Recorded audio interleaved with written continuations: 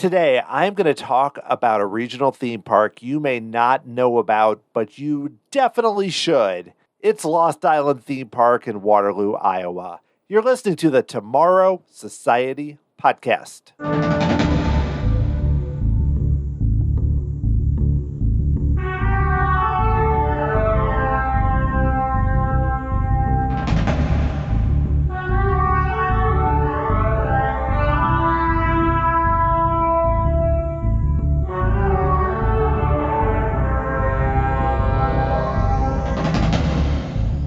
Thanks for joining me here on episode 238 of the Tomorrow Society podcast. I am your host, Dan Heaton. Just a few weeks ago, I went on a fun one-night trip to Waterloo, Iowa. It was about a 5-hour drive from St. Louis, Missouri with my 15-year-old Elise. We drove up there to visit Lost Island Themepark, which opened in 2022.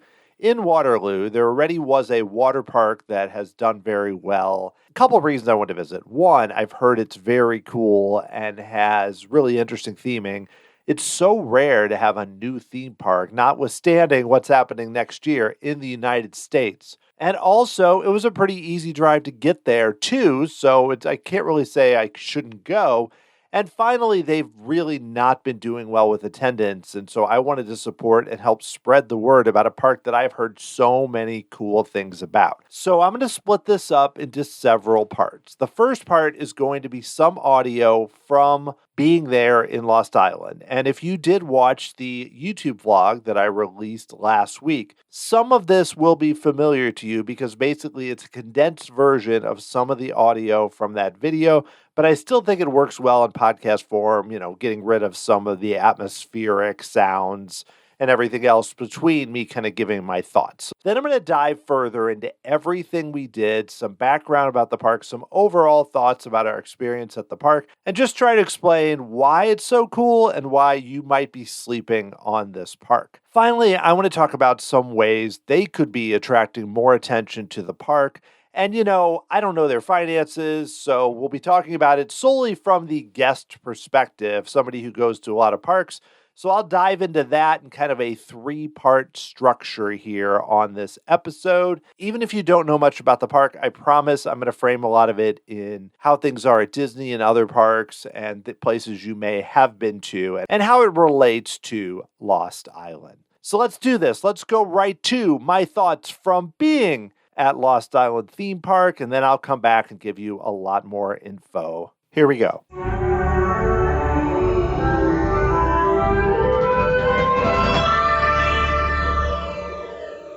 So we are here. We're entering Lost Island here in Waterloo, Iowa. It is Friday around 4 p.m.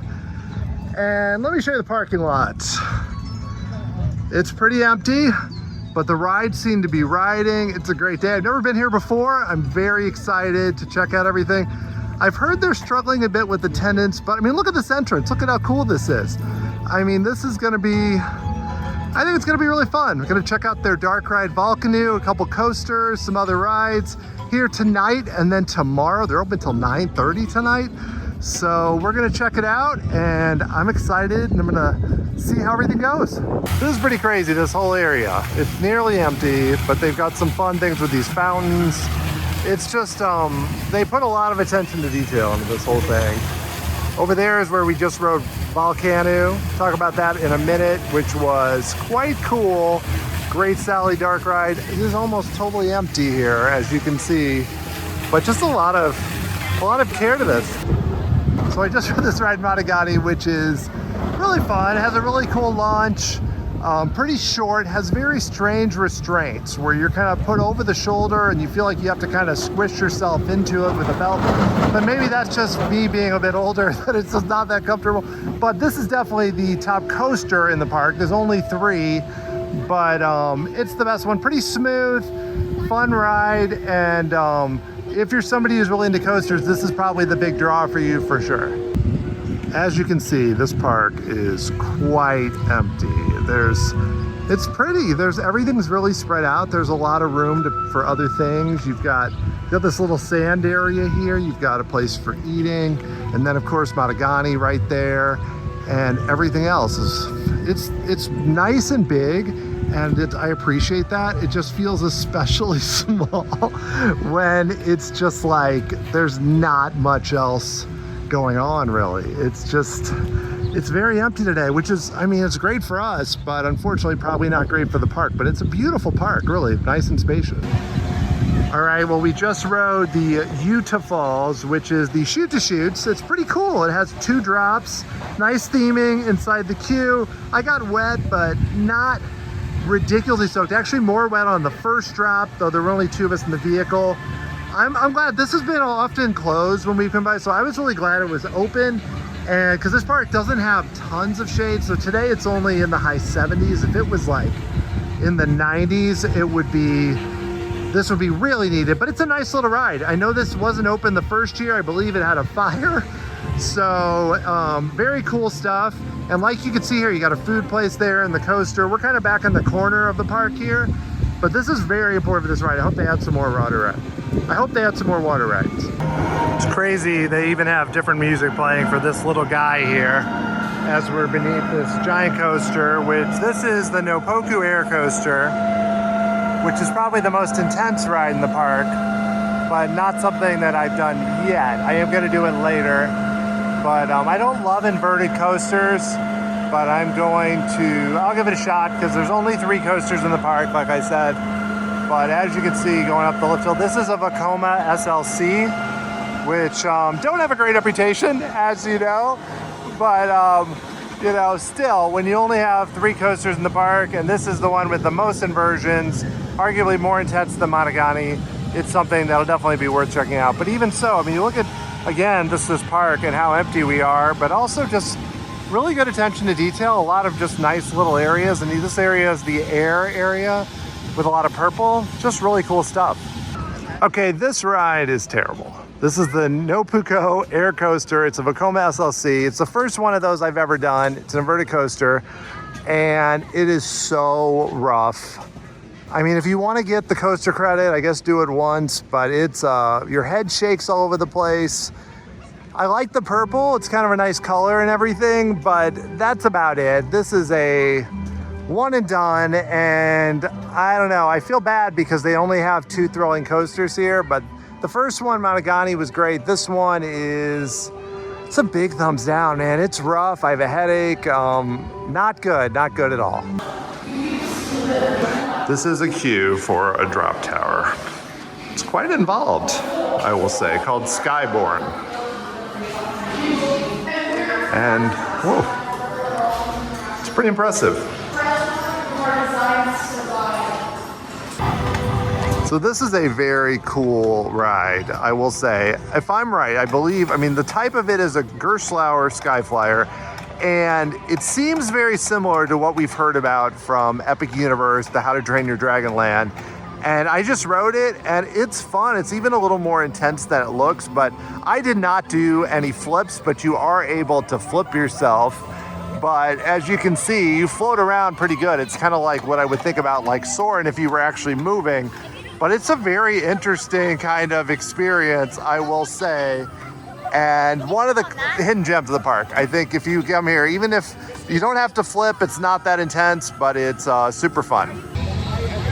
This is a nice entry area here. Now, from what I've seen on YouTube, they do tend to have characters here sometimes, but there has been nothing. We've been here last night and today. Right now it's raining, so that might be part of it, but I don't know. With the amount of not people here, I'm thinking maybe they only come out when it's busier or earlier in the summer. It's really hard to say, but still, this is a nice open area in the middle here for something cool that could happen. One of the Tamariki guardians who watch over Lost Island. Our quest is simple. Beat Volkanu and save our home. But who is Volkanu? A creature of devastating fire and rage who emerged from his molten land long ago and nearly destroyed us all. Please, help us. Without the Oratika in place to restrain him, Volkanu is free to destroy the entire island. All right, well, we have ridden Volkanu 5 times. And I think it's pretty cool, especially for a regional park in the middle of Iowa. It's got some really cool animatronics. There's a lot of physical sets. It's a lot more than your typical, even like the Justice League rides. So it's fun. It's kind of sad that it's here. I mean, they have an animatronic in the queue. It's not based on any other IP. I had a lot of fun with it. I think it's worth coming for this. Mostly, I mean, of all the rides here, it's the best ride in the park for sure. You got a couple good coasters, but I found this to be really fun. I mean, it's a Sally Dark ride and a lot of cool theming and fun, and it's all screens, but there are a few physical things you can shoot at too.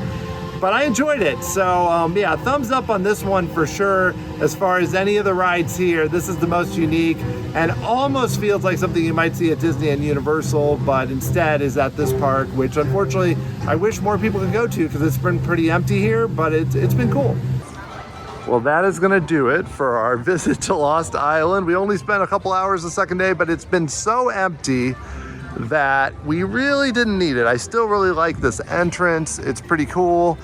You know, definitely if you make the trip, you could do it all probably in 3 or 4 hours on most days, but we were able to do a lot, and it's worth checking out if you're in the Waterloo area, though I know we're not really close to much, but it's a cool park. I think so, but glad we got to visit, glad we got to see it. I hope it continues to do well. It definitely needs people to support it because as we saw, maybe a couple hundred people here on a Friday and Saturday in July, which is not a great sign.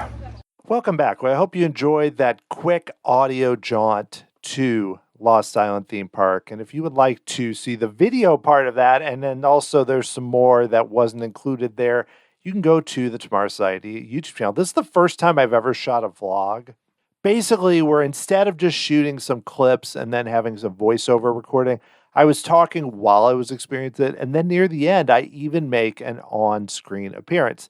I don't know if I'm going to keep doing that fully, but I am going to plan to do some more of those, probably just around town. I'm sort of teaching myself a little bit how to do that, just to have another way to kind of explore the parks, where we have the audio podcast, I'll write some blogs. I've done YouTube videos here and there, a lot of times just little shorts or little clips or everything, and I always put the podcast up there, but just something different to do.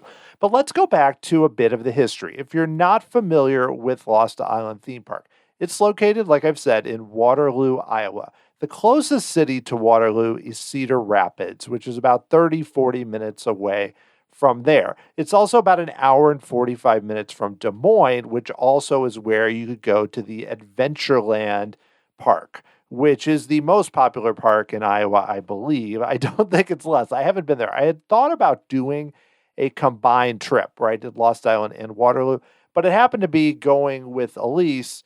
They just don't really like to travel that much, so I knew this was going to be a one-night trip versus a longer trip.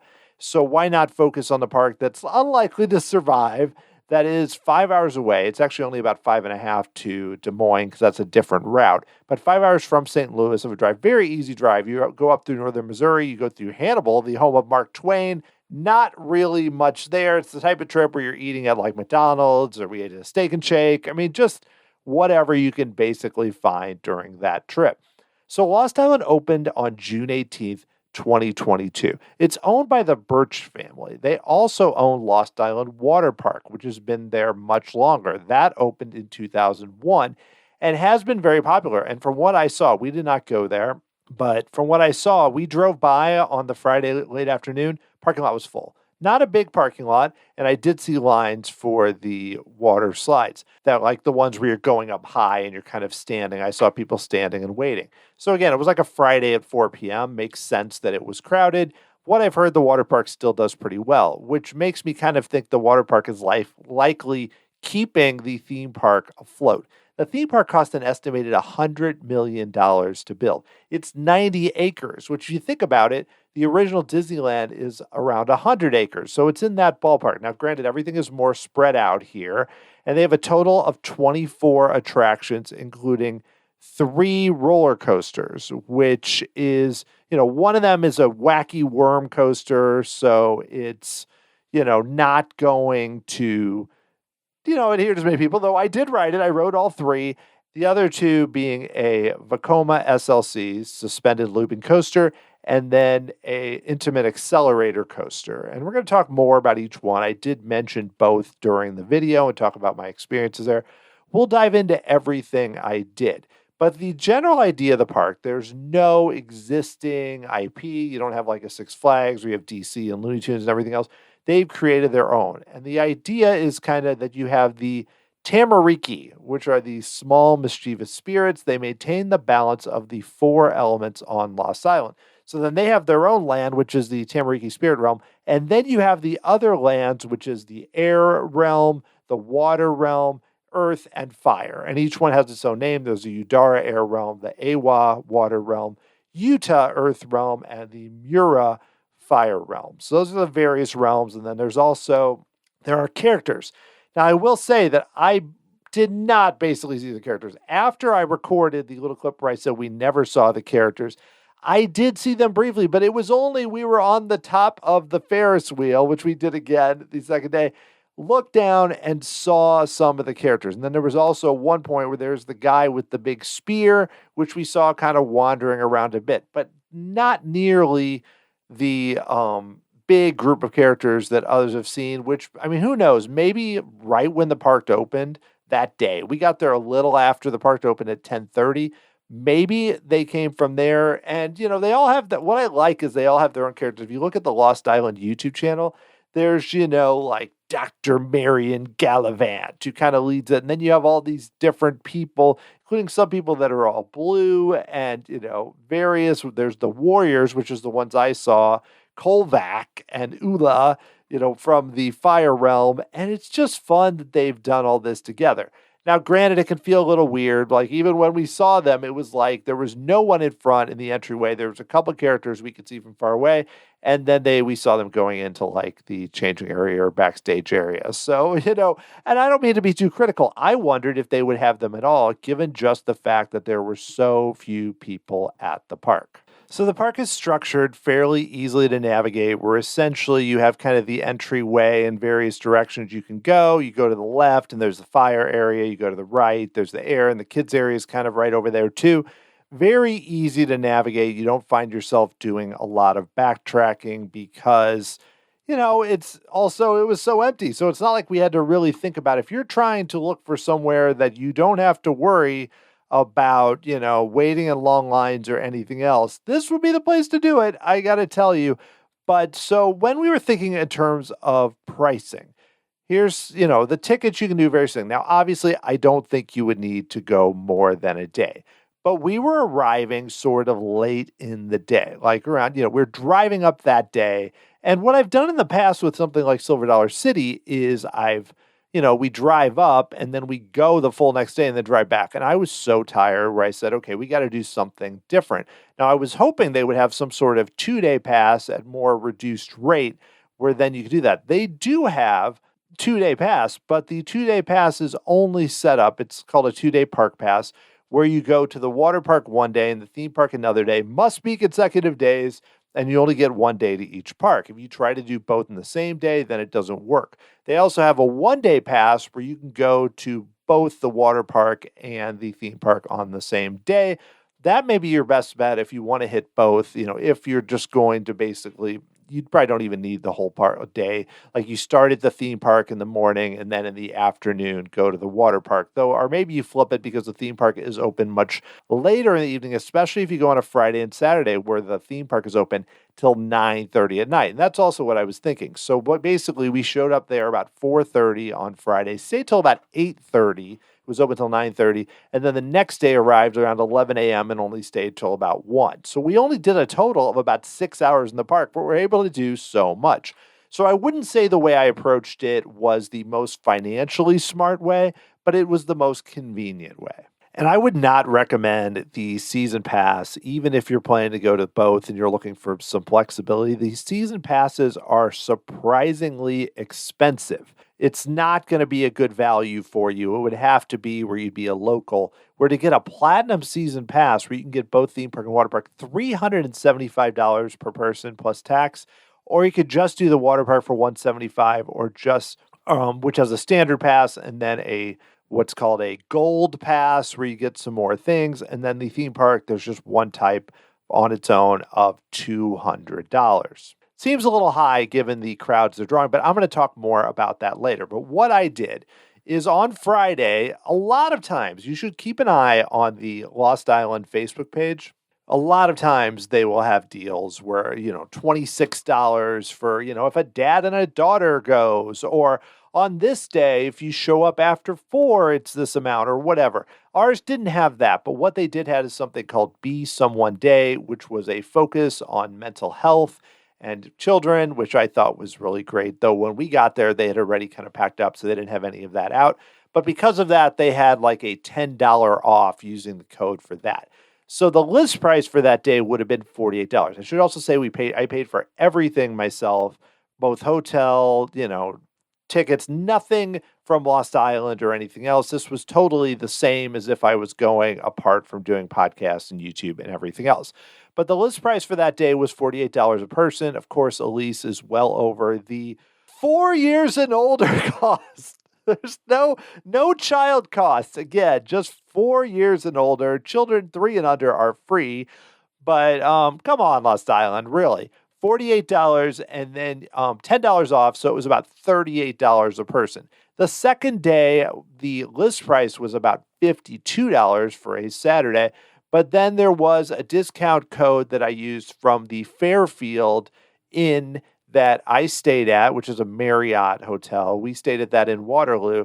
More on that in a bit. But that one had a code where you the thing is, it wasn't really advertised. It was just when I reserved the room, in like the notes, it said, use this code, basically like a corporate discount code. Use this code and save $10. And I was like, is this going to work? So the second day I went to buy it, got $10 off. So essentially what we paid, there was a little more fees and taxes, $80 per person for 2 days, which obviously we could, if you're just doing a full day, you could easily get out of there, with discounts or whatever, $40, $50 a person. And I should also say parking is $10. So if you compare that to somewhere like, for example, here, Six Flags St. Louis, if I wanted to go one day, a lot of discounts and stuff, again, usually falls in the $40 to $50 range, but they charge $35 a day for parking. So here I did have to pay parking twice because we went 2 different days. So essentially what I paid for 2 of us, about $80 a person, then $10 a day for parking. So you're looking at about $180 for 2 of us to go 2 days, which I know is more. It had to do with convenience and everything else. But, you could easily go, though, in one day, let's say even no discount, let's say $50 a person or 45, whatever. You're talking, with parking. You could probably do it for, if you find the right discount, like $100 for 2 people. 4 people, double it up, whatever. So I didn't find that to be crazy because, again, this is one of those where I'm going to go to it. I don't know if this park's going to survive.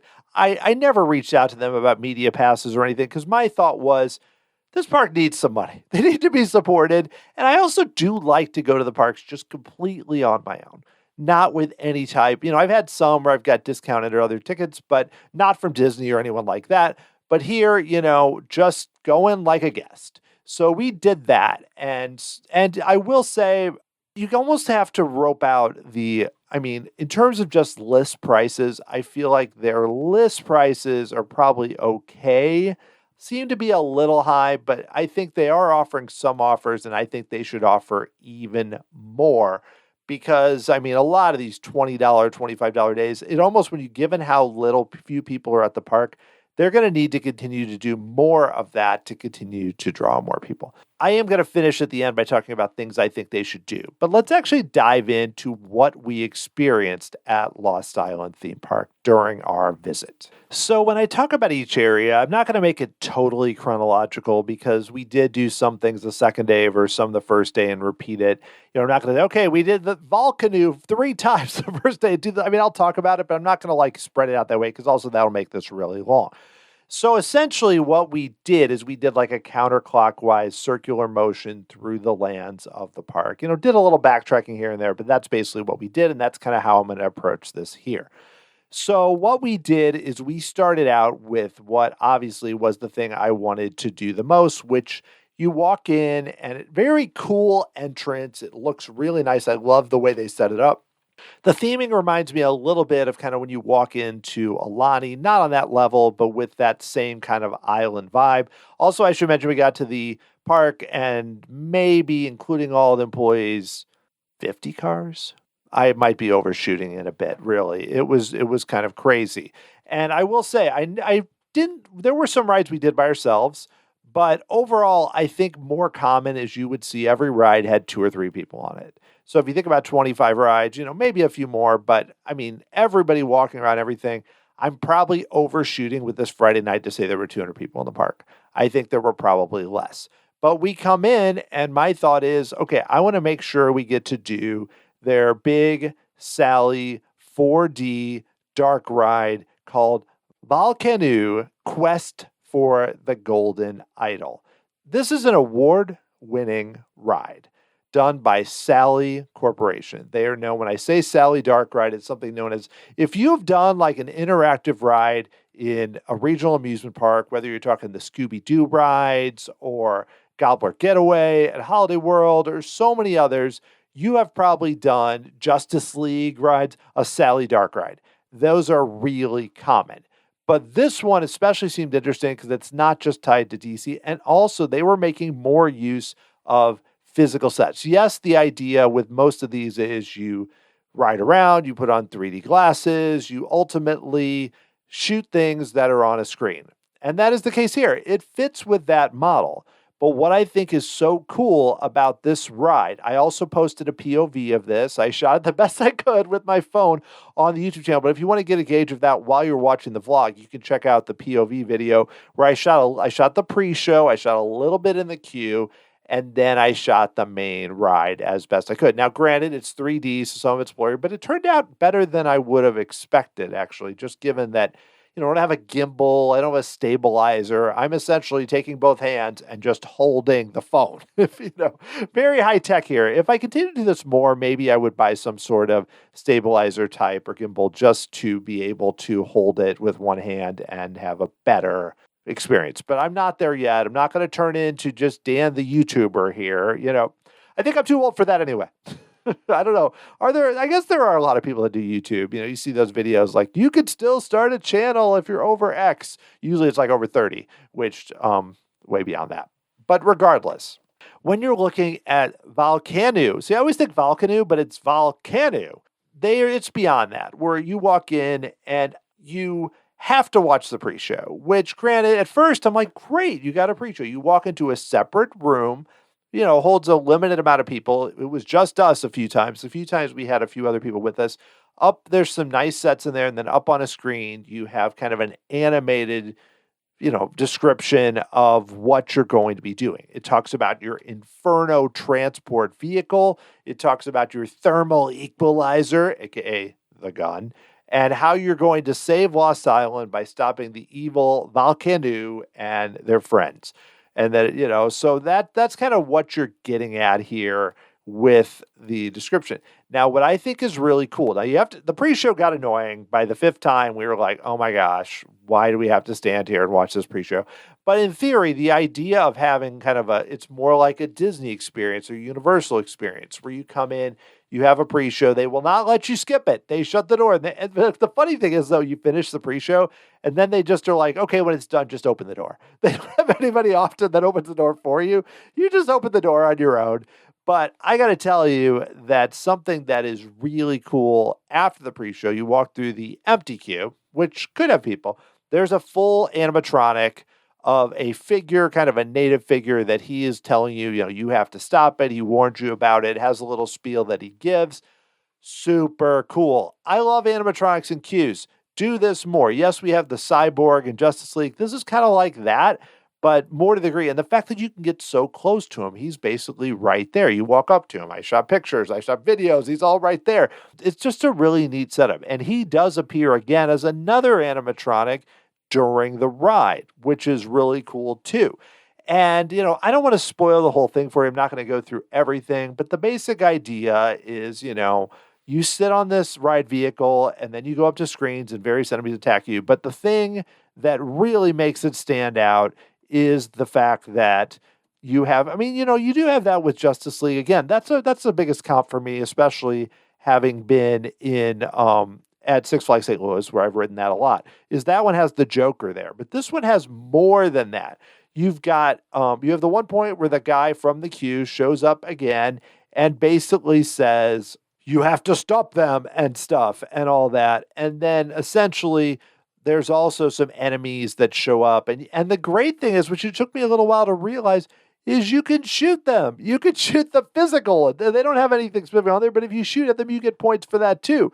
And I think that's really cool too, is that there's other elements. It took me a little while to realize that. I wish I had known that up front, that you can actually shoot at the physical things that come through. And that's brilliant. That's brilliant. I should mention, this is a trackless dark ride too, which the fact is, whereas a lot of these rides have tracks, this one is not. And it's not the typical, so much with trackless dark rides, what they use for is that they kind of, you go to once, you have these giant rooms because they can move around. Where this is a bit different, where you go up to the screen, but what it does is it allows, like, when an enemy comes at you, the thing moves back. So I think that's really cool too, because you're basically getting pushed back a bit that way. And it's a very cool ride that, I don't know, I have a lot of great things to say about it. I think this is the highlight in the park. It overdid my expectations. I thought it would be cool, but still, it's hard. And I didn't watch full POVs, but the little bit I saw, the scale of it, where you're going by some just massive spots, it's also very fun where that happens too. Another thing too is it's really easy to score a lot of points. It's one of those where the first time I got like 30,000, 35,000. And by the end, I think the highest was like 46,000. We were technically 4, because the one time when I did it, I was shooting the thing. So I did not actually compete in a way. And I will say we could have ridden it, I don't even know how many times. 5 times we rode it because we wanted to do other things in the park. But the most we had is we waited behind one family or one group. And I should say these vehicles have 6 passengers. So you have 2 rows of 3. One downside, a lot of the guns were broken. Every time they would say, okay, and the workers were very nice, but they would say, okay, the middle gun in the front is broken, the outside gun in the back is broken. And each of the vehicles, I believe there are 4 vehicles that'll go through the ride at once, from what I've read. And so each vehicle had something broken. And one they didn't tell us, where Elise's gun, they had to shake it basically to get it to work. And we were so happy because the first 2 times we rode that one and we realized that it sat in front, and then the different ones. But then after that, because the ride vehicles have little numbers on them, like, okay, don't ride that one. Don't do it. The ride, the effects look great and everything else. The only downside is basically that some of the guns are broken, which is too bad. I do appreciate that all the animatronics and everything continue to work. There's a really neat effect when the guy shows up, the guy from the queue shows up again on the ride. That's very cool. They also take your picture once, but the picture is just used to show your score at the end, which again, similar to Justice League again. But I will say, to have a ride this cool that has won awards. It won the Golden Ticket for Best New Family Attraction in 2022, and it won the IAAPA Brass Ring Award for Best New Product in 2022. And both of those are kind of well-established industry awards. So that's really cool. I'm glad it won those, and it well deserves it. If you were going to go and just say, hey, I just want to see I'm going to go to Adventureland, but I'm going to spend an hour at Lost Island and just pay whatever it is, I think, there's a few other things I'll mention, but this is your top priority. You want to do this multiple times. One thing up front I want to notice too, which is throughout the park. First of all, I want to give high marks to the workers. They had plenty of staff. This was not like, there's been days we were at Six Flags St. Louis where they had one person operating multiple rides. They didn't have enough people. They didn't even open everything. Everything we saw, especially on the Friday, I believe every ride was open. There was nothing closed on Friday. On Saturday, the best coaster in the park was closed, which I'm glad I got to ride it Friday for maintenance. That happens sometimes. I'm not going to be too critical, but they had multiple workers at basically every ride, at least one at every ride, and they were really attentive. Also, too, this park, and I don't know how much this relates possibly to, there was an accident, though that was at the water park at Adventureland and everything else, or just they're really, I don't know if they've been doing this at the beginning, so focused on safety, but every time you come up, they give you a spiel, tell you how tall you have to be, tell you where to put your loose items, and then you go through. Even if you just did the ride twice in a row, they tell you the same thing. It doesn't matter how tall you are. Elise and I are well over any of the height requirements. They still every time would tell us about the height requirement and tell us about, there's a spiel they have to give every single time, which I appreciate from a safety perspective. From a, there's no one here, I want to get on this ride perspective, Personally, selfishly, it's kind of annoying, but really, I think it's super cool that they at least are paying. I mean, also, too, they could easily be phoning it in. There was like no one there. The workers, pretty much across the board, still were treating it like we were there and we were important and that there were other people there and it was not this dead park that no one was at. That's important. Like, we even had a case where we were the only ones on the water battle, which is stupid because we had no one to battle with. It was the most pointless ride I've ever done. But they had 3 workers on that, 3 different ones. And maybe you have to have 2 because one person loads you and one person sets up with, kind of gets the thing moving. But then they had another person working there who helped.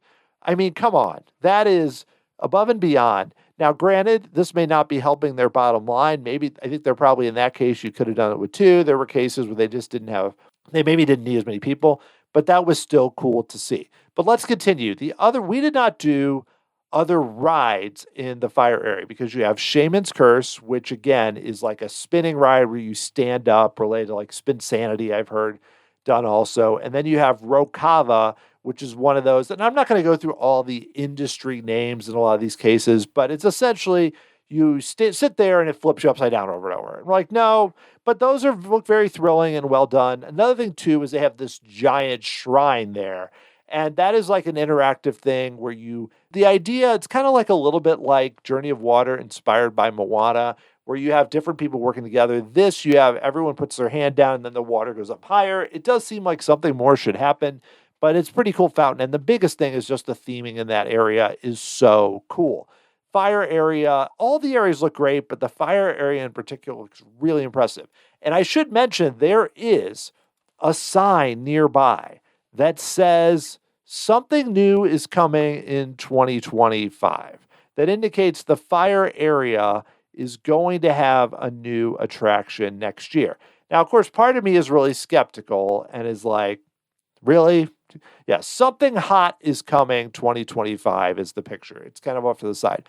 Now, there have been strong rumors. They released a video which kind of was for hot sauce and everything. And people thought maybe they do an RMC Raptor, RMC Rocky Mountain Construction, but it sounds like they are going to possibly put in a concept called a Wild Moose, which is a family coaster. If they do that, that would draw a lot of interest from coaster enthusiasts, and it would also fit really well in the lineup of the park because you have 3 coasters currently, and the 2 both have loops, and Elise did not want to do either of the ones with loops because they go upside down, even though they have done ones at Six Flags St. Louis like American Thunder and The Boss, which I think are just as intense as Matugani, the accelerator, but that has loops. So if you can have another like family coaster here, that would be great. So yeah, I would recommend you go look up more about the RMC Wild Moose. And again, they haven't announced anything, and I'm going to be skeptical because they have another thing, a carousel that was supposed to open this year that apparently they did not get the materials because they have the like kind of the basics of the carousel, but they don't have the actual carousel vehicles. So it's essentially Nika's Gift. It's supposed to be opening this year. It says coming 2024 on the website, where if you do much exploring of the website, you're going to find a lot of outdated things. It unfortunately does not appear to have anything. But let's move on to the second land, Utah Earth, which has several of the better rides in the park. Not Kukai Station, where you get to enter the spin zone, and it's essentially like bumper boats, but you're on ground, and it spins you around a bunch. It's kind of cute, but half the vehicles weren't working. It's actually the only time we really waited. We waited about 10 minutes to enter the spin zone. It's kind of fun. It's something you're going to find in your even indoor kind of local stuff where they have birthday parties. It's a little more expansive, but not something you need to focus on if you're there for a short period of time. We did do something that is often closed from what I've seen, which is Utah Falls, which is a super flume ride. And it's kind of a mix of a log flume and a shoot the chutes where, it's not actually in like a typical log flume trough, but it has 2 hills. You basically come up and you go up and quickly do a short hill, turn around, and then go up the bigger hill. Some really cool theming near the bigger hill. I really like it with the big Utah sign and everything. We got a little wet. I actually wouldn't have minded us getting a little wetter, though it wasn't super hot that day, but we wouldn't have minded when the sun came out doing that.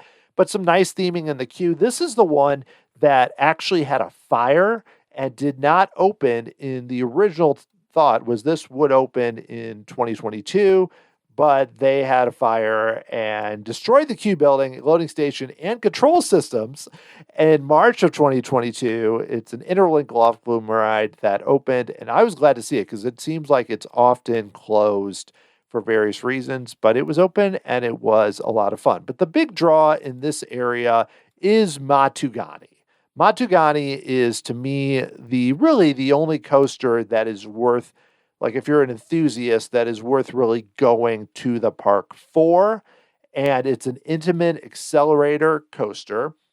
It is nice and green, looks very cool, but it is not a brand new coaster. Though obviously most of you have probably not gone to Liseberg in Sweden.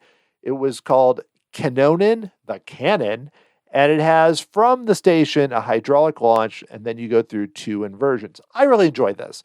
And it's one of those where if you look at the stats, the height is only 79 feet, and the top speed is only 47 miles an hour, and the fastest is when you hit the end of that acceleration from the station. I like this a lot. I thought it was super smooth. It's kind of very different and compact, but and I love that there's the first loop, but then the second loop, basically the Heartline roll, goes so slowly. So you feel like you're kind of floating in the air a bit before you get to the end. I like the fact that it's pretty quick. The airtime hill has a nice punch, and just the pretty high loop, though really the top hat that you hit off the launch is the highest element of the train. And I think this was a great addition to the park. I think it's the only coaster, like I said. Maybe if they could add a wild moose, it'd be different. Probably with some name related to heat. Like, I don't know, something to do with the hot sauce. I don't know, related to that. But here, I think this is a great addition. And if you're somebody that's trying to hit every coaster, like, let's say you live in the Midwest and you want to check out whatever coaster is around, it's worth going to the park. I hate to ever say it's worth going to the park just for this, but if you go to Lost Island and you do Volkanu and Matugani, and if you can get kind of a discounted ticket, you're probably going to be like, hey, it was cool. And plus you get to see the theming, which the theming is really well done throughout the park. One more thing on Matugani, the restraints are a little weird. I got to say, you feel like you're really packed in there. It's over the shoulder. There's a seatbelt, and I could not figure out how to take those off. It seems a little like overkill, especially given, so you're going to kind of be tucked in there pretty tight. But again, it's a ride from 19 years ago, so maybe if they're keeping similar restraints, but I found it a bit confusing. I rode it sort of near the front, I think like third or fourth row. I planned to ride it again. I wanted to experience it near the back the second day, but like I mentioned, it was closed for maintenance. So unfortunately, I only got to ride it once, but I'm glad I did. It was a very cool coaster. And I would hope if they can expand their coaster lineup, it would work better. I will say, though, that it also did not open the first year. It took a while to get it all put into place. So, and initially, too, it was planned to be in a different spot. They were going to have it where Utah Falls is. And it's interesting to think about the park there because right now you have Volkanu and Matugani right next to each other. It's a very interesting spot. If it was back in the corner where Utah Falls is, that's really interesting. Well, let's move on to the Awa, or water area, which has some interesting rides. They have the Ferris wheel, Alzanu's Eye, which we ended up doing twice in a row at one point on Friday night. It had really nice views. It's not closed in like your typical kind of old school one. You're sitting at it's a circular area, but you're pretty comfortably tucked in there. I like the idea. You don't have your legs hang out. It's not that type of Ferris wheel. It's bigger than that, but it's a pretty cool Ferris wheel. I think it's really well done. And so that's something that I also really liked from that area. That is where they had the Awati water battle, which, you've probably experienced water battles before. And it's interesting because I think they are going to have two rides that are similar to what we have in Lost Island in the How to Train Your Dragon area at Universal. Now, granted, I think the water battle there is more going to be a comp for Tom and Huck's River Blast adventure at Silver City, and that there may be things to shoot at and things to happen. It'll be about more themed. This is basically one where there's not really much theming at all. And there's nothing to shoot at. Actually, Elise's gun didn't really work anyway. But where there are a few spots where you can shoot people that are on the paths and everything else. But if you have a case where there's no one else riding it at the time of you, it's really pointless.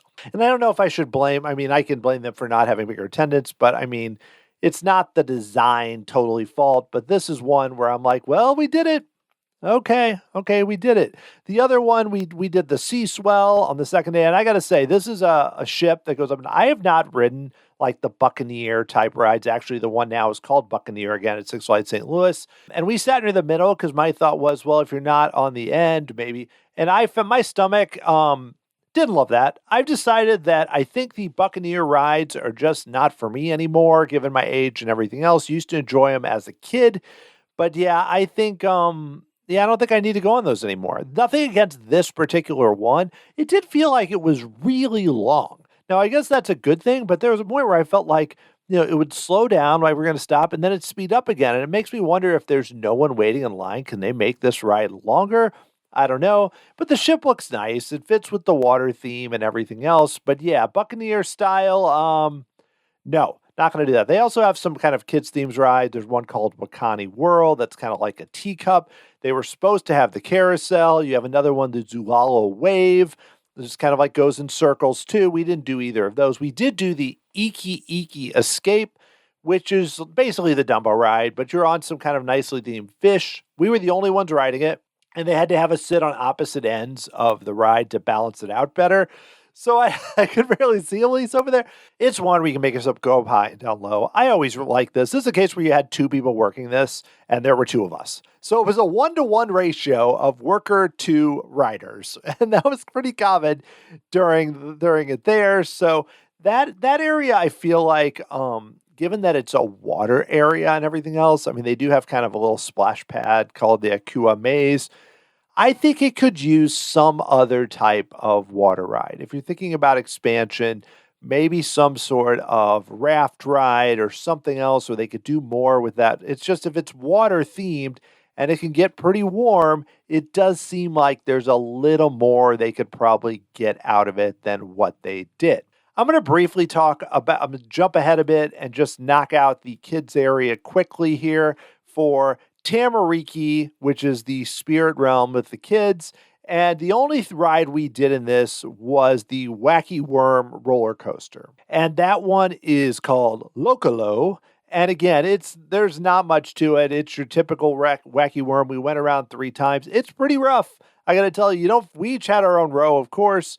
I got the coaster credit. Woo! The pictures show mostly kids riding it, and I understand. I will say it's kind of rough, and I actually had ridden it after the coaster I'm about to talk about, so I was done with rough coasters at that point, but we did it. Beyond that, just to tell you what's in that area, they have quite a few other types of rides in the area for kids. So there's a pretty good balance. I wouldn't say it's like the best themed area in the entire park, but I think it's solid given what it is. It also has a playground, so it's on kind of near the front, the other direction near the front. They have the Mura Dancer, which is a very small drop tower.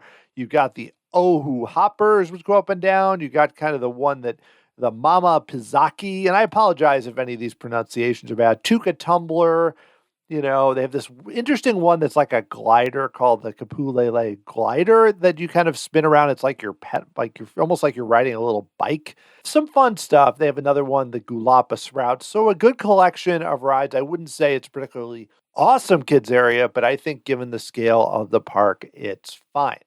Finally, we have Udara, the air realm, and this is going to be an area that I think was probably drew the most people just given several types of rides that are there.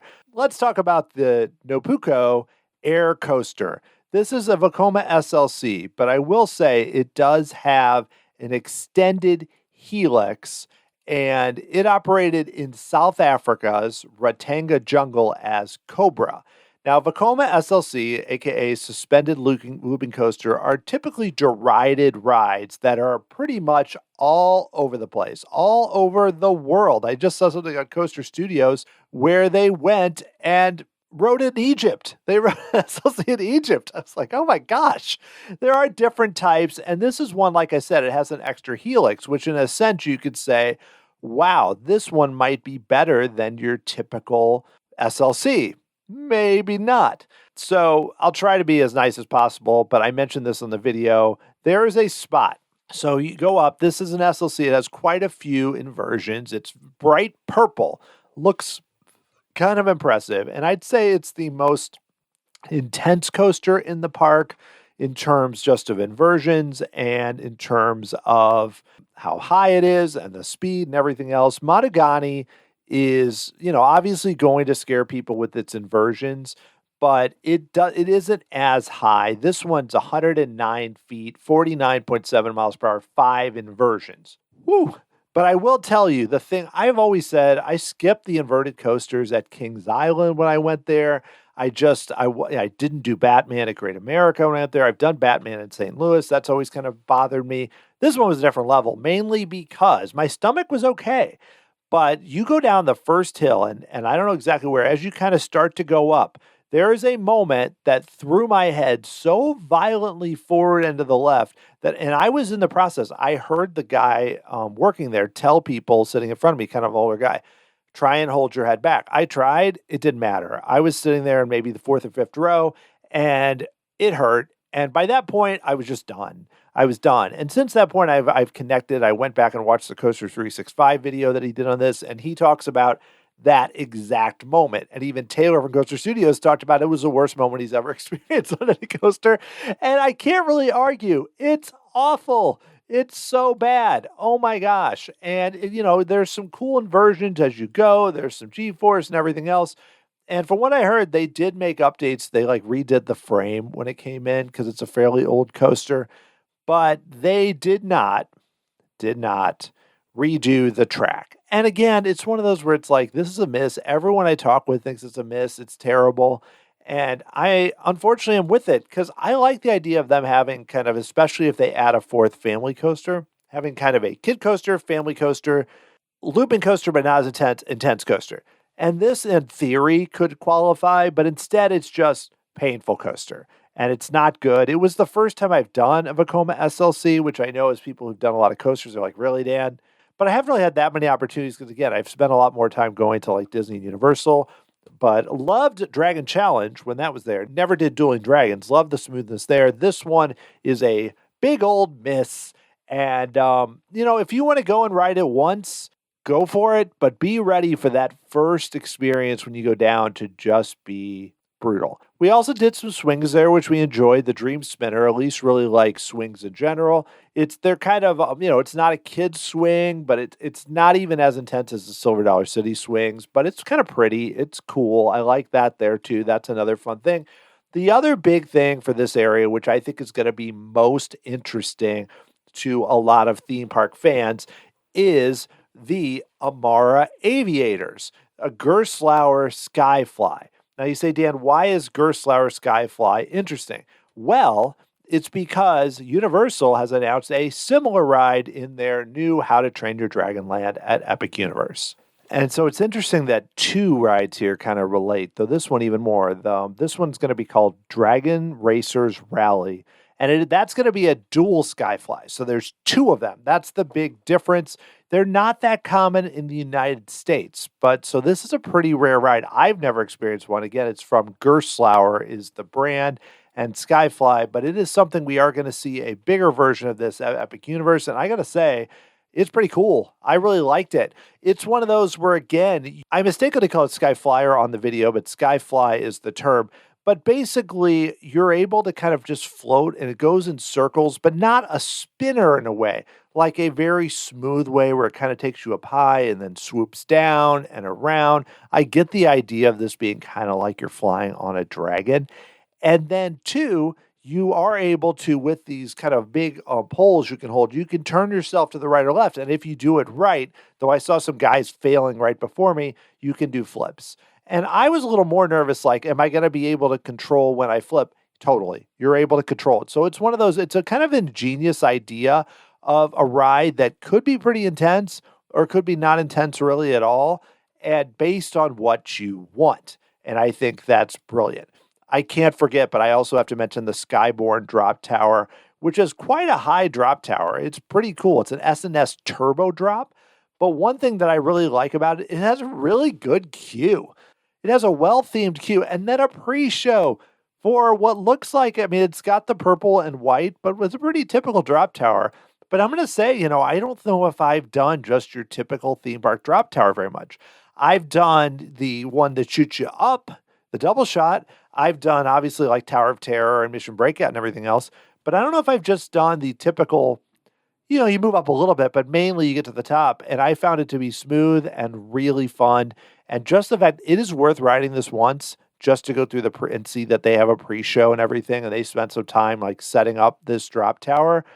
Wow, it's really cool. It's called Skyborne, and you'll see it because it's the tallest thing basically in the park. You get amazing views of the park. If that and the Ferris wheel, if you want to have a great way to kind of see everything that's around in the park, Skyborne is a really cool example of being able to do that. I actually did Amara Aviators and Skyborne the second day. Those were kind of the two things that we hadn't done yet. Elise did that too and had no problem with it because, again, drop towers aren't really an issue. But I will say that those are both, that area is kind of the area where I think they've already got multiple different types of rides. If they can add another ride to the fire area, maybe something to the water area. And, there's only 3 rides in the earth area, so that actually also might have the ability to offer more things for you to do. Let's briefly talk about food. I will say up front, they have Dole Whips there. Woo! Just pineapple. They had a cone or a cup. And we got cones, and I will have to say that either the soft serve machine or the employee were really bad at putting it because my cone was not great. I mean, it tasted good, but it was one, they didn't give us that much given what it cost. And 2, it just kind of fell over, so you had to eat it really fast. So in hindsight, maybe I should have got a cup for that one, but it's hard to complain too much there. But they have this at a place called Kotaki Treats where we got a pineapple dole. You could do a pineapple and vanilla twist. That's another option for $5.50. So, it felt like it might have, given what I got, it's not even as good of a deal as like when Disney charges like 6 something. But, it was fine in terms of that. But I think it's still really cool. We had to get it, of course, because, heck, it's a Dole Whip. I also, we ate at the Whalebone Grill. I had a Hungry Awa pulled pork sandwich, barbecue sauce. That was $9.75. And it's interesting. The prices here aren't that bad if you really think about it. You think about how Six Flags charges or whatever. But I really found it interesting that when I really do the math, because I think about pulled pork, which I had gotten at Disney, and I think was like $12 for pulled pork and fries. That was really good. Here, pulled pork's $9.75, French fries $4. So right there, that's $13.75. And granted, you don't have to get that, but that's the thing. They have some sandwiches that are all about $10. They have an entree like grilled chicken salad for $13, some things like that.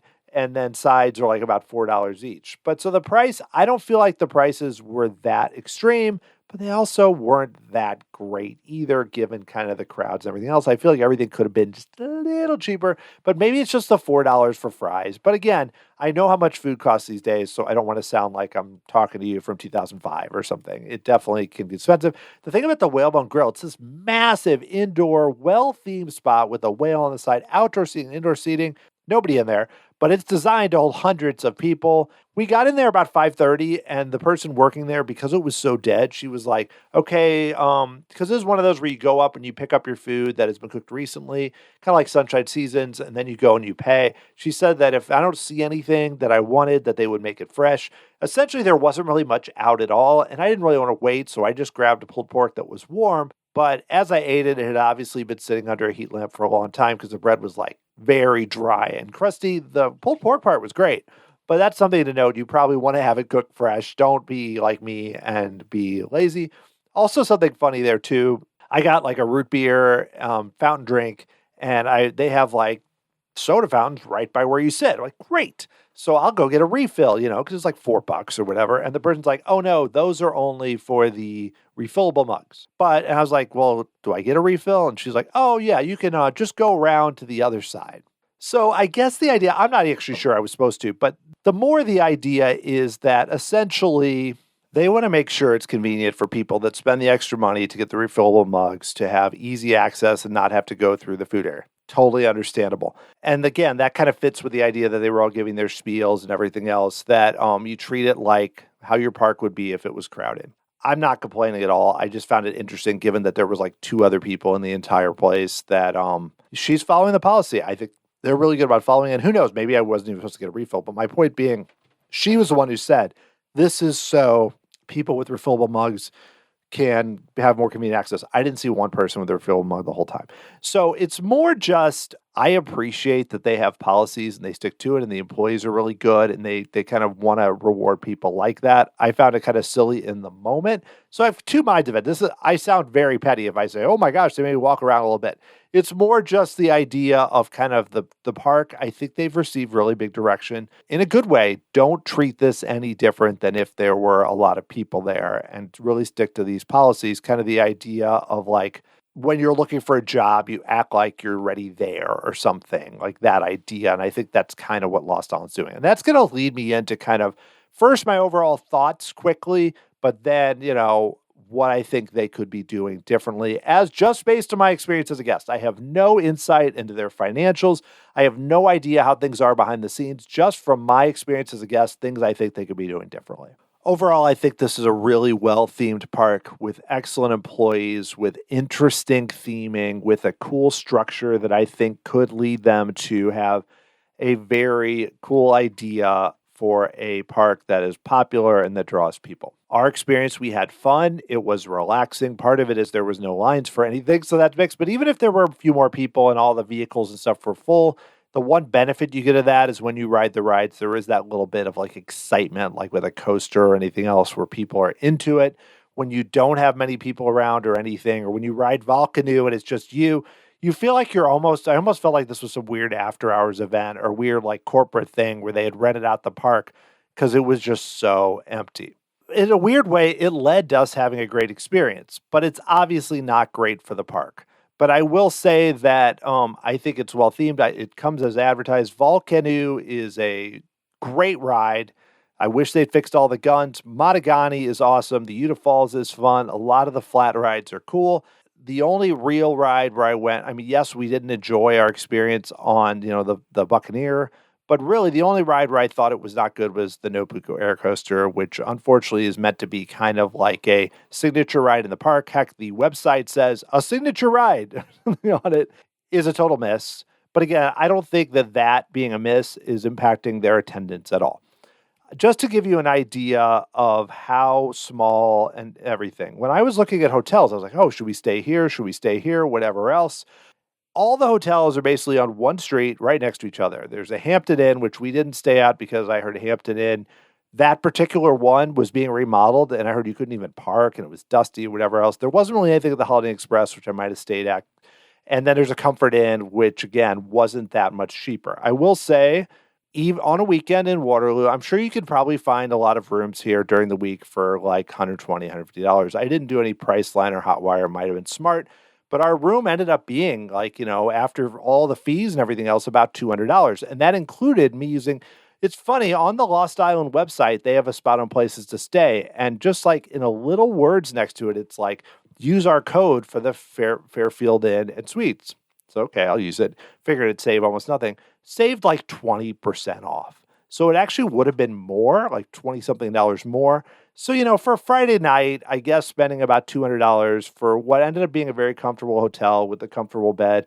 I don't really have anything bad to say about the Fairfield Inn. I do feel like it's getting a bit older. We had one thing where I hung a towel on a hook and it fell off. The shower drainage didn't work that well, but it was comfortable. It was clean. Breakfast was fine. I felt like, I had to pick up the piece of sausage because I couldn't cut it. But I will say for our needs on this trip, it worked out very well. But something to note for Lost Island, for example, this is one where Fairfield has a code from Lost Island. You get a discount. Lost Island has a code from Fairfield where you can save on tickets. We go in there, no brochures. They have brochures for like the Tractor Museum. They have a map of the area. They have all these different things. Nothing for Lost Island at all. You look on the app for Fairfield places, there's nothing about Lost Island either, really, except for when that note.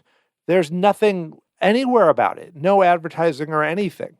That is low-hanging fruit. And granted, it could have just been a day where they didn't have it, but even at Lost Island, to find like a map and stuff, we grabbed ours. I grabbed in the gift shop when I bought a t-shirt, and Elise bought this little stuffy guide, which was kind of fun. You need to have stacks of brochures at a minimum. if somebody's staying there for like business or whatever else, this felt kind of like a business hotel, though most of the clientele seemed older or whatever, sporting thing, whatever. They need to know, hey, we can go to this water park or this theme park, which is just down the road. That's something up front. I feel like the park does not do a great job of advertising. Even looking at their website, if you go to certain pages, they're way out of date. Other pages aren't. But, or everything. I like what they're doing on YouTube with presenting kind of the different characters, but they still aren't doing a great job of presenting exactly what the park is on there. It's like, oh, they have some funny characters. That's cool. They have these areas where you can kind of do stuff. They have an app. Elise tried to use it. It never could even connect to our location.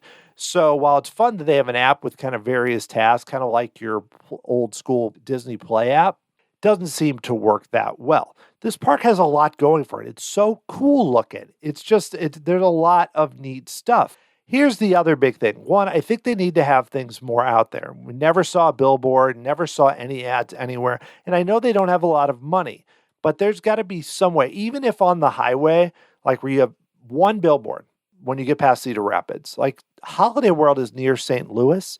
They do such a good job. There's a billboard I drive by to work every single day that reminds me I should go to Holiday World again, of good gravy. Holiday World is bigger than Lost Island.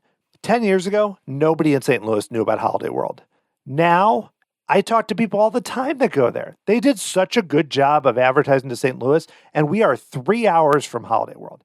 Cedar Rapids is not nearly as far, and I didn't see anything about Lost Island there. It's probably out there, but they need to be, even like they should be doing more social media ads and everything else. They need to do a better job. They should be out there trying to show up on podcasts or, people that work there. Not mine. I'm talking about bigger ones. Connect with YouTube people, have them come out, host them, give them behind the scenes of Volkanu, do a lot of things to try and continue to grow your audience. Even among like enthusiasts and stuff, you have to really be dialed in to what the industry. I knew about it at first because when they announced it I believe at IAPA, they announced Volkanu. I went, well, what's this Lost Island Park? And then I looked into it, or a podcast, I heard somebody talking about it. They need to be more out there because they need to find people to be prophets in the theme park world to talk about them. Here's the other big thing is they're charging too much. The day tickets, I mean, $10 for parking, bravo. That's awesome. Good job there. The day tickets are a bit too much in general, but the killer, I think the day tickets, they're trying to offer some deals and everything, but I still feel like they need to be offering more differences. You need a child's price. When you have $52, 4 years and older, this is at the gate, free for kids. I saw a lot of people buying at the gate. Yes, they have a senior discount, $5 cheaper, military $5 cheaper. That's not enough either. If you're offering things, let's just talk about the gate price, not in advance. The in advance seems to be about $45, $48 or whatever each day. You need to have children 3 and under free, children 4 to 12, at a minimum the Disney 4 to 10, and have it be like half the price. You've got to find ways to get people in, because if people come in and have a good time, that's the problem, is when you're putting it up there and saying it's $50, people don't know what it is. There's already an established theme park named Adventureland in Iowa that people will go to. Waterloo doesn't have enough to draw on its own, and so then you need to have it where there's right away, kids' price needs to be about half the adult price. Drop the adult price a bit. I'd say drop it even down into the 40s. And again, this is just from my perspective as a theme park guest. When you're not drawing any people, you have to throw out the what should this cost out of the window. You almost have to take people at a loss, hope they buy food, hope they buy things, and then hope they come back for the season pass. Second thing, even the way it's described, the park passes are confusing. 1 day park pass, one admission each park each day. You need to be clear. Call it a park hopper. Park hopper is a typical term used by the industry. That is $62 for both. I would almost say just take it as a loss. Add like $5 or $10 to the theme park price. Actually, maybe even make it where it's almost the same price. Give theme park admission to people that buy water park tickets. Just hand it out to them. Don't make it where you have to, it's that complicated. And then the 2-day pass where you go to one and it says must be consecutive days valid for one admission each park. Come on. Let him take a day off. Let him do something else. You got to have a way to do that. Put a stamp on there. There's something. That's too restrictive. And again, both of these, adult and children, are the same price. $75 2-day park pass. Okay, make the kids 45 or 50. It's a lack of vision and ingenuity about that. Finally, season passes. Okay, so I'm going to the theme park. I get a season pass for $200. Okay, that gives me admission and free parking, so I save $10 each time. Great. The only other perk, $42 admission for a friend once per day. Oh my goodness. That is not enough. Let's go take a look at the current prices for Silver Dollar City, which is one I've been to. And then we're also going to quickly look at Adventureland. Let's look at both of those and see what they are charging as comparison. Because Adventureland is the most direct competitor, but me personally, I know how great Silver Dollar City is, so that to me is a good way to look at it. So first, quickly, Silver Dollar City currently has a deal right now where you can go 2 days for $89 plus tax, and that's ages 12 to 64. If you're going ages 4 to 11 or 65 and over, it's actually $10 less, so you're looking at $79 for 2 days. So that's a pretty good deal. It is more, but obviously it's really good. But let's look at their season passes. And I know they have cheaper deals earlier in the year, but let's look as of today what they are charging. You have a silver season pass, $165 plus tax, which gives you the basics, unlimited visits, 10% off food, a few other things. The bigger deal is then the gold pass, $225. So that's very comparable to what Lost Island's charging. For that, you get unlimited visits, you get 20% off food and beverage, you get $40 guest tickets. So very similar, but you also then get to do Trailblazer, which is like their fast pass for the first hour of the day. You get a souvenir mug with refills. So the Trailblazer, the ability of that is so valuable because you're able to skip the line, which is really needed there. Now they have a diamond for $285. Now, that gives you a bonus free where you can bring a friend on a day. You still get the Trailblazer access. Then you get $20 tickets for guests per day. You get to go to Whitewater and Silver Dollar City. So it's both the theme park and the water park. 20% off on food, other benefits too. But there's 25% off premium in-park experiences. So then you say, well, what about at Lost Island? What do they charge for both the season pass for both water park and the theme park? It's more. It's $375. So that's more than all those things at Silver Dollar City, which gets you both at that. But okay. Silver Dollar City, Herschend, they know what they're doing. They're going to offer better deals. Let's look quickly at Iowa and at Adventureland. Adventureland's offering a flash sale right now for $40 tickets right now through the 14th. That's pretty good. That's not that much different. Or you can get a ticket and meal deal at Adventureland for $55, which that's pretty good. That's what I will say, versus just buying a meal deal on its own. So let's look at season passes. Now, granted, this could be just, they've lowered it for the rest of the year. But as of today, we're looking at what Lost Island is charging. Adventureland charges, they have a bronze pass for $100 where you get admission in the summer and you get 5% off retail, 2 parks for one price. So you're also getting the water park. Silver admission is $160. You get 1 free guest ticket. You get 50% off parking. So they're not offering the parking thing. You get access to all the festivals in the fall. It's not just the summer. 10% off, a few other things coming closer.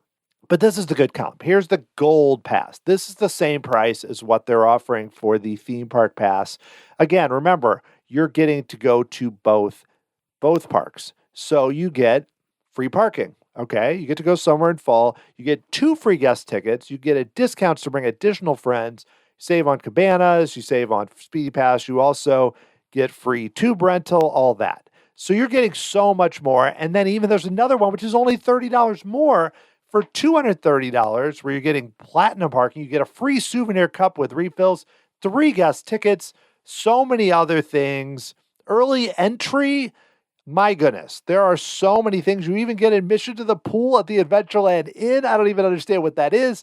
But my point is, Lost Island is not, they need to be undershooting. They need to be charging less than Adventureland. Less than Solar City for sure, but less than Adventureland. They need to be under there because they're not, Adventureland has more coasters and more things. The theming may not be as good, but has a lot of rides. It's more established. People know about it. So if Adventureland is giving you everything you can have and more for $230, Lost Island cannot be charging that much for season passes to like the killer, really. I mean, $200 is too much for this. I think it should be like half that price. But to have the Platinum Pass, which gets you water park and theme park for $375. Yes, you get all the other benefits. So you're getting the souvenir mug, you're getting miniature golf, those things that came with the water park theme park, which seems to be a better deal. But that theme park one is $250. So essentially what you're saving is $75 because if you bought the theme park season pass for $200, water park for $250, and again, it's for everyone. This is too much. So, and I know I've kind of gone on about this. I had an amazing experience at Lost Island. We had so much fun. We really enjoyed a lot of the rides. Elise had a great time. There's lots of benefits. The employees were great. I think that park has a lot of potential. I don't mean to end it on such a negative note. I'm trying to think of it in terms of ways they can improve. One, add new rides. It looks like if they can get this carousel in even for next year and a coaster, cool. It would be nice if you announced it soon because if you announce it soon, people start thinking already and getting excited. The buzz starts now. You saw the King's Dominion just announced a new coaster because you want to start the buzz now. Do that. So then people like me can share stuff on YouTube or talk about it or everything else. So that's the thing. You need to add new rides. At a minimum, you need a coaster there. You need to have the carousel and everything needs to be working. A. B. They need to completely change their pricing structure. They need to change how they think about pricing. They need to think about it. They offer individual day deals. They need to have a child's price. They need to cut their season passes. They need to get like Six Flags St. Louis has been, where it's almost a better deal to get a season pass than to go at least at a minimum 2 days. Right now with the deals and everything, we went 2 days. We still didn't even pay half what a season pass would be. So you need to have your season passes going in the 2 to 3 day range. Right now it's more in the 4 day range. That's too high. That's too high. And then take advantage of the water park. I would seriously suggest that they just give people theme park access with the water park tickets. Keep the price the same if you have to. Just start giving away access. You need to get people there to see it and enjoy it, and then they'll come back. And plus, they'll pay money on food and merchandise and everything else. If you need to bump your pricing up to $15 or do something else to kind of get something from those people, do it. You need to get people in the door, give people free admission. Give a buy one, get one free, which they do some. Not buy two, get one free. Give it where every time you buy a ticket to the water park at the gate, we give you another day at the theme park. Do stuff like that. I don't mean to keep belaboring the point, but that's what they need to get to be where they need to be. But just overall, I think Lost Island really is just killed by the location, but there are things they can do to make it better.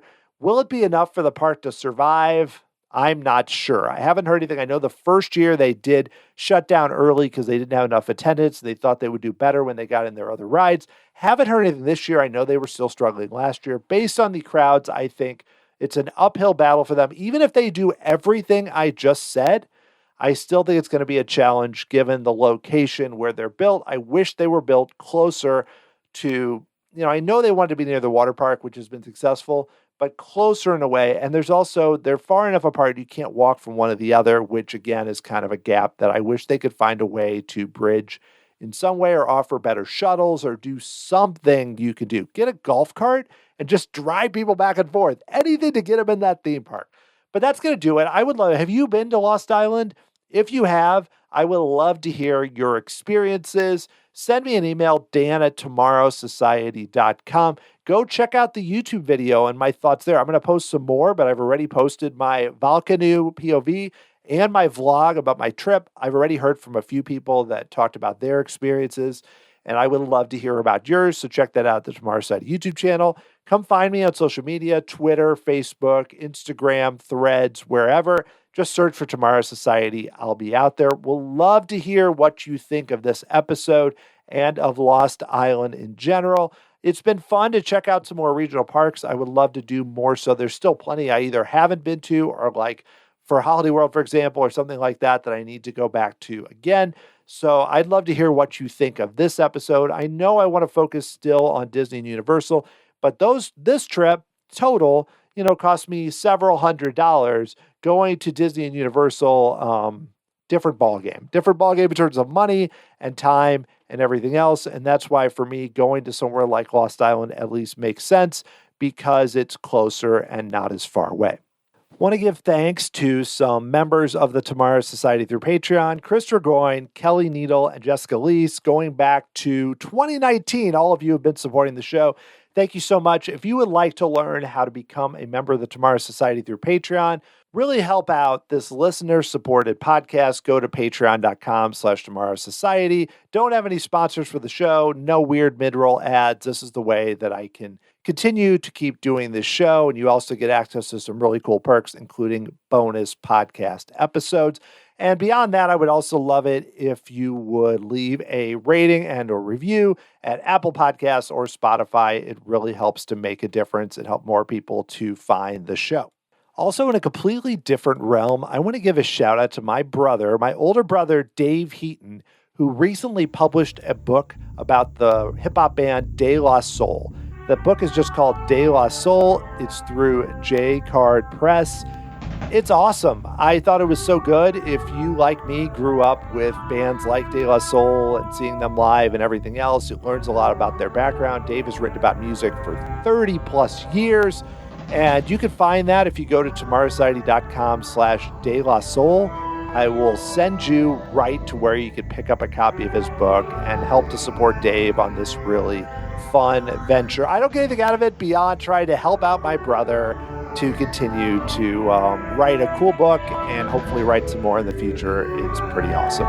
The music you're hearing right now was written by Adam Hookey and performed by the Sophisticated Babies. Thank you so much for listening to this Lost Island trip report. Next time, I'm going to be giving my immediate thoughts to what Disney announces at D23 2024, the Ultimate Fan Event, the parks presentation. What does Josh D'Amaro have to say? Can't believe it, but it's coming up in less than a week. I'm trying to keep my expectations in check, but I'm sure I'm going to have plenty of thoughts about that. That'll be coming out as quickly as I can get it out after the parks presentation, so be on the lookout for that over the weekend. It's a fun time to be a theme park fan with that and with Epic Universe coming. Harry Potter news just got announced from there. Lots of cool stuff. Thank you so much for listening to this episode, and I will talk to you again very soon.